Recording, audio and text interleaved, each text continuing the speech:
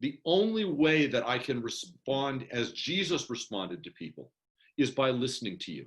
I need to listen to you long enough that I become transformed. I become transformed by what I hear. Otherwise, I'm just going to take whatever I assume about you, assume that it's true, and then act as if it's true, and then blame you when it's not. Leadership has to begin with listening, because every community that we lead is qualitatively different. It is the things that matter most are the longings and losses of the people entrusted to your care. The things that well up out of their gut. Let me give you an example of what I mean. Do you know that moment when every one of us goes to sleep at night? We lay our head on the pillow. We haven't gone to sleep yet. And all the things of the day come rushing in. You might think about a conversation you had with somebody and you think, I should have said that differently. And you spend the next 15 minutes trying to figure out what you should have said. Or you're worrying about your kids, or you're worrying about your parents, or you're worrying about an exam, or you're worried about a job.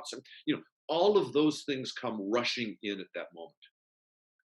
I argue that every leader has to listen to their people long enough that they know the things that keep them awake at night.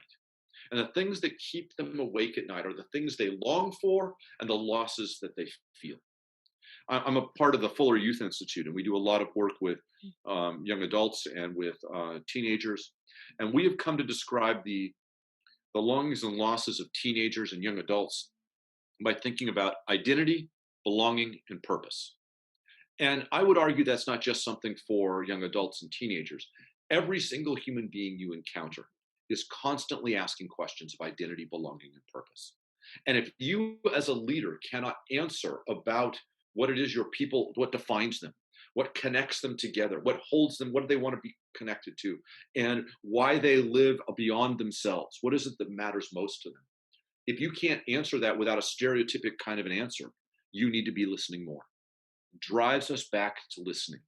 I was in a situation recently where I was talking to somebody in my own congregation, and they said something, and I realized, I've been making all sorts of assumptions about how they do identity, belonging, and purpose. I've known these people for years, but there was just a glimpse of something. And so I said, can we have coffee? And this was about 6 or 8 months ago.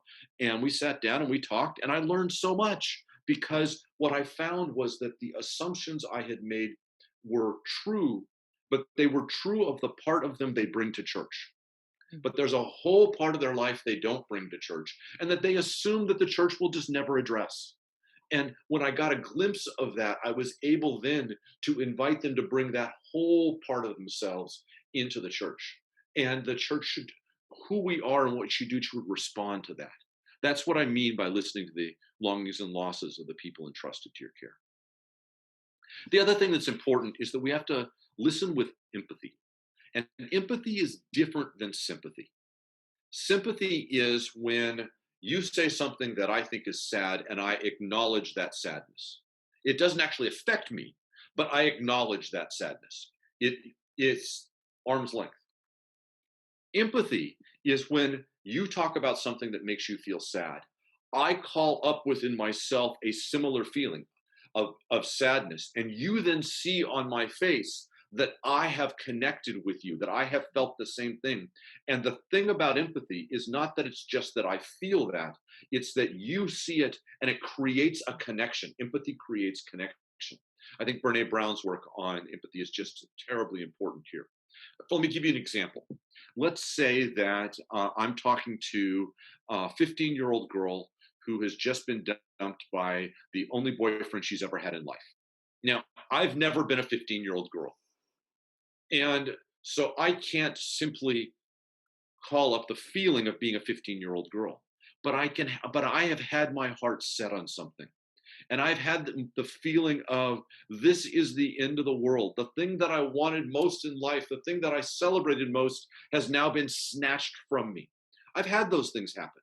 Often ways that we would normally do this, when we do sympathy, is I would acknowledge that, I would pat them on the head, and then I would go on my way unaffected.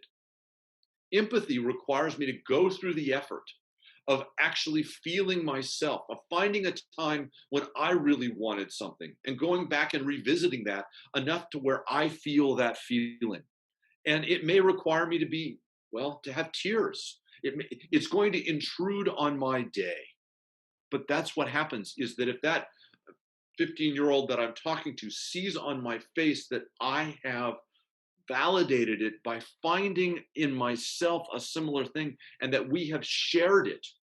The ultimate thing about empathy is that we have shared a feeling. That connection is transformative. It transforms her because she is experiencing that connection, and it transforms me because I now understand her at a deeper level. Empathetic listening is deeply inconvenient. It will change you. Until it changes you, you are not ready to do innovation. Otherwise, you are innovating based on an assumption, based on a stereotype. You're building on a house of sand because you really don't know what people are feeling. And everything you ever read about innovation says you have to start with listening. You have to start with naming the problem. They even name it often as starting with empathy. You have to be able to connect with the people that you're trying to innovate on behalf